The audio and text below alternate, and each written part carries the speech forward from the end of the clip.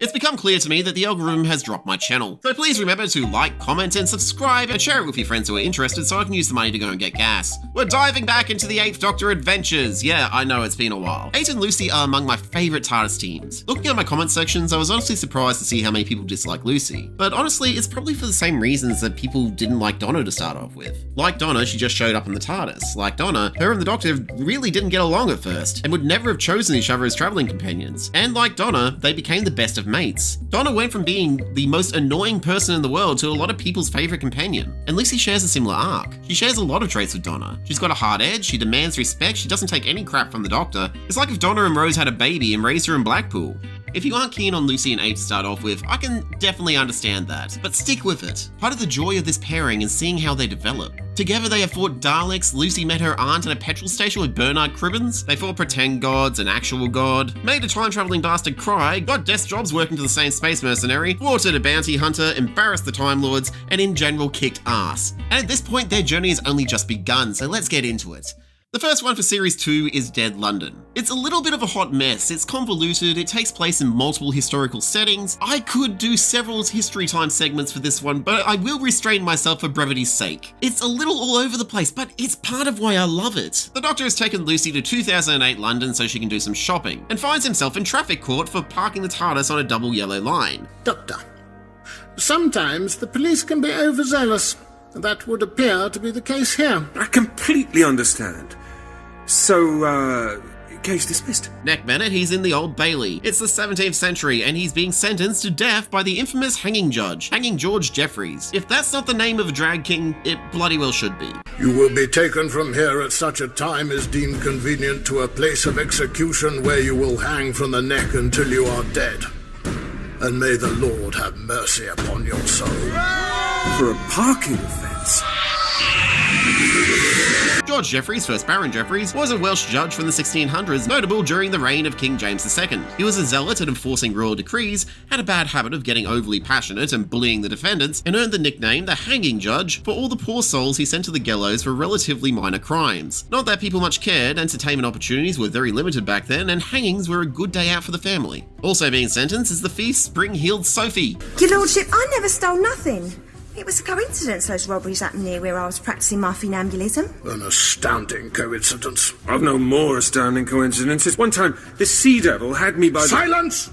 She will be our stand-in companion for the episode, because Lucy and the Doctor are separated for most of it. Lucy finds herself on the streets of old London town in the 19-teens. It's World War I, and her and Beryl, the munitions worker, find themselves in the middle of a blackout. Yellow Beryl, they call me. Very nice. There's no uniform so dinky as the girl's munitions blue. She's working hard for the coming home of the boys at the front so true. Very nice, and very dinky as well. Uh-oh, here we go. The Zeps are back. Zeps? Zeppelins, of course. Are you sure you ain't had a little nip of brandy? As bombs start raining from the sky from giant flipping zeppelins, and somewhere in the dark stalks the blackout killer. This is an element of World War I that gets overshadowed somewhat by the destruction of the Blitz in World War II. But just think about how horrifying this would have been for people living at the time. These giant, hulking, sleek silver airships raining death from above. It would have been so damaging for the morale of the people back home. That is, until everybody saw firsthand how easily these things go down in flames. It's not long before they come across a very smelly river that Beryl is very insistent about not questioning. And on the other side of that river is a pub from 2008. Meanwhile, Spring-Heeled Sophie shows the Doctor her snake box, a very shiny box that she stole from the Roman temple to the god Mithras. The 8th Doctor plays seem to have an obsession with the cult of Mithras, and I am here for it. It was a fine religion with origins from Persia, practiced by mostly Roman soldiers during Roman times, and it doesn't resemble the story of Christ nearly as much as 2000's atheists had me believe. The box is filled with alien technology that generate tractor beams to move individuals from place to place in space, but not through time. Dead London is another one of those ideas that gets reused a lot in New Who. What if London, but every time period at once? Cough, Moffat, you hack. All the time is happening all at once, different sections of London representing different eras of history, separated by the many rivers of the city, many of which no longer exist. The people are real people, the poor and displaced whose absence won't affect the flow of history, taken from their proper time and place and put in facsimiles of their home, orchestrated by a serpent bastard from the planet Quaygreek who was manipulating things through the use of avatars to his own nefarious ends. Sometimes Judge George Jeffreys, sometimes Mr. Ketch, London's finest hangman, the city of London, all its time zones, his own personal playground, and the Doctor and Lucy are stuck in the middle of it. This is a fun, romp through the history of London, from Roman occupation to the modern day, and it is flawed in a few very critical ways, but overall, I had fun with it. It's very good. Give it a listen.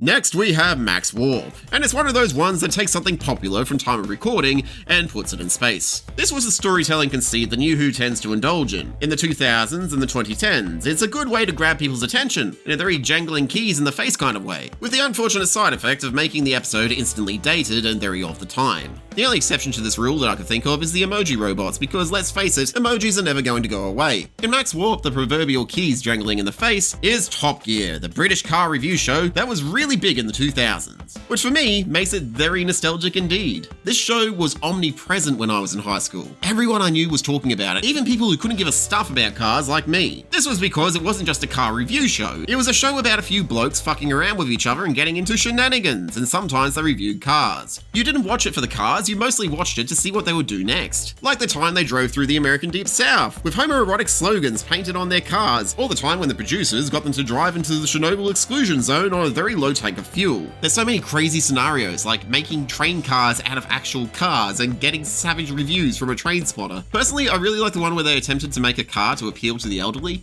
Never thought it'd be so easy to get in and out of. It was a genuinely good show with a great trio of hosts. You got the genuine but put upon one who's just there to talk about cars and gives the impression that he'd probably chat you up by talking about pistons or something. I don't know cars, I fail at masculinity. Then there's the younger Weasley looking bloke who's also put upon but can hold his own. And then there's the third bloke who's a giant misogynistic and very problematic knob. He was the voice of my TomTom GPS system for a number of years. This is what we used before phones were reliable at navigation, kids. To update the maps, you had to plug it into a computer and pay a fee. It was truly the dark ages. Max Warp is a wonderful parody of Top Gear. It takes the piss in a loving way while being a savage criticism, and I love it. It's more than that though. It's also a murder mystery with implications that could lead to galactic war. The Doctor takes Lucy to a sports spaceship show. I couldn't tell you what half these aliens and androids and leopard skin whatnots are, but I bet they're all male, single, and having a midlife crisis. These aren't just spaceships, Lucy. These are the latest, sleekest, fastest spaceships ever constructed.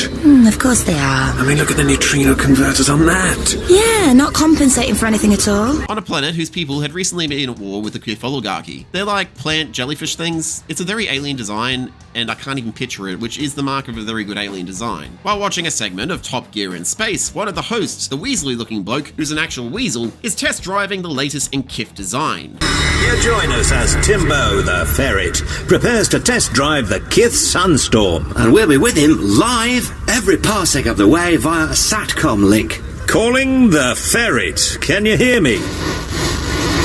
I hear you, Jeffrey. Just firing up the boosters now. What's your first impression? Is it really the best the Kith boffins have to offer?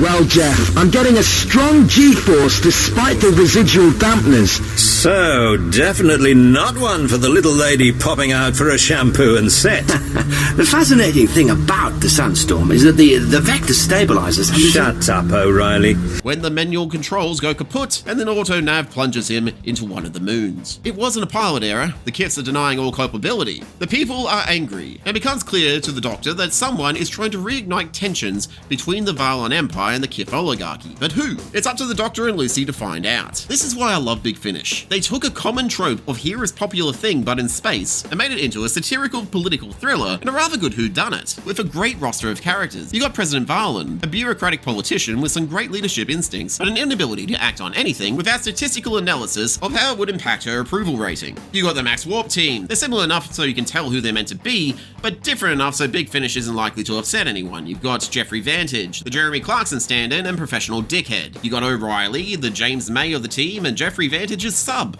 No, steady on, Jeffrey. Political correctness and all that we don't... Oh, the hell with political correctness. And you can tell who the Weasel guy is. It's clear that they don't like Jeremy Clarkson, and probably for good reason. I've said a lot of nice things about this show, but he is a prick and he got worse with age. He's your typical reactionary. Numerous accounts of sexism, homophobia, but that can't be true because he likes looking at lesbians on the internet. He's also come out hard against trans people, suggesting that kids as young as 10 are going on hormone therapy and getting the surgeries, which is not a thing that happens. It's hard enough for adults in the UK to do that. And he said once that parents who accept their trans kids are poisoning their little minds. You know, the kinds of things that people used to say about parents who accept their gay kids.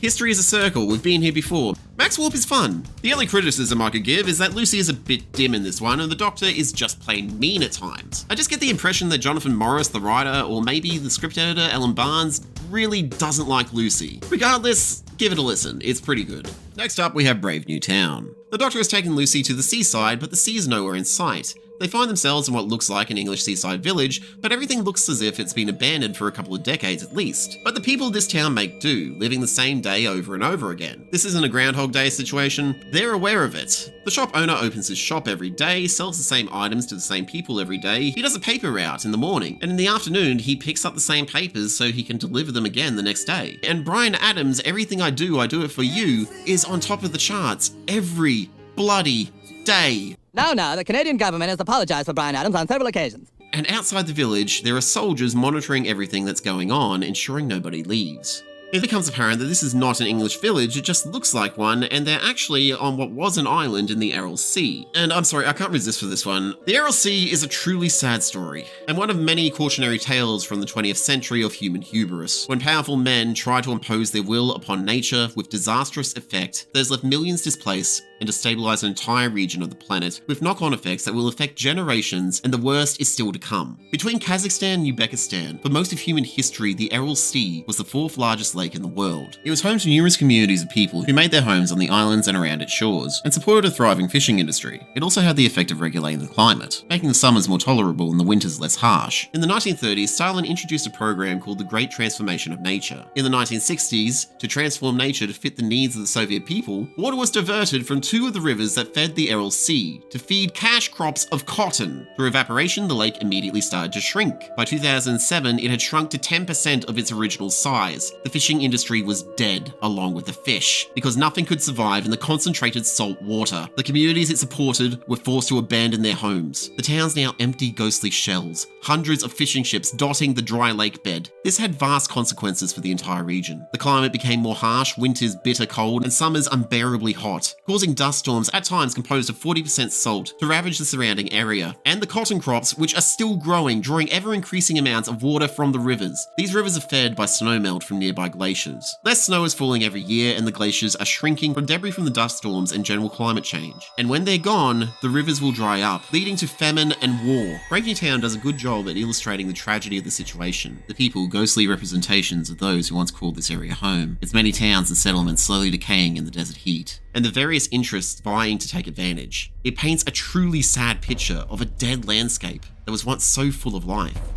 But who are the people in the village? What happened to the shop owner's daughter? Why are they all there in the first place? It's on Spotify, you're just gonna have to give it a listen. Can't give you all the spoilers. Next, we have the Skull of Sobec, and it seems like they were reaching for greatness, but just couldn't quite make it. I'm re-listening to all of these for the first time in years. I could tell you something about the themes and the settings of every single one of these plays before the re-listen, but the only thing I could remember about this one is that it involves crocodiles, a blue desert, and somewhere in there there's an American accent. They tend to pop up in 8th Doctor plays. After the re-listen, I'm struggling to say more about it, so I'll just describe the plot. The Doctor and Lucy arrive on the planet Indigo 3, in the wastes of the Blue Desert, with dunes that are exactly dimensionally the same in every single way, right down to the grains of sand. The people of this world are fearful of the perfection of the dunes, so they developed a religion around the contemplation of imperfection, to balance out the perfect symmetry that surrounds them. They built a sanctuary in the heart of the desert, a site of pilgrimage that takes in any lost travellers, and now within these hallowed halls of blue imperfection, people are starting to show up dead, ripped in half, and with bites taken out of them. There's crocodiles on the loose, and they're after the Skull of Sobec, a big bloody skull that holds their cultural memory or something. The Skull of Sobec seems to be going for a big, bombastic, lore-heavy story about the futility of war and violence, which has become so trivial to the opposing factions that they no longer even take part, choosing champions instead and viewing their combat like a spectator sport over a bottle of blood wine. There's some good ideas in here. The religion based around imperfection, the crocodile people doing war because it's just the thing that they do, and treating it with the normalcy of a footy game, it's all just let down by this air of mediocrity that pervades every pore. It's trying to be something magnificent, but it just lacks focus. It's by no means bad, it's just sort of meh, which is kind of worse, it's a shame. And that's about it for part 1. Join me in part 2, where the Doctor does some art theft, Lucy's aunt marries a Zygon, Lucy becomes best mates with a giant millipede detective named Roscoe, and the return of Morbius. Don't forget to like, comment, share and subscribe, click the bell for goodness sake, and I'll see you in the next one.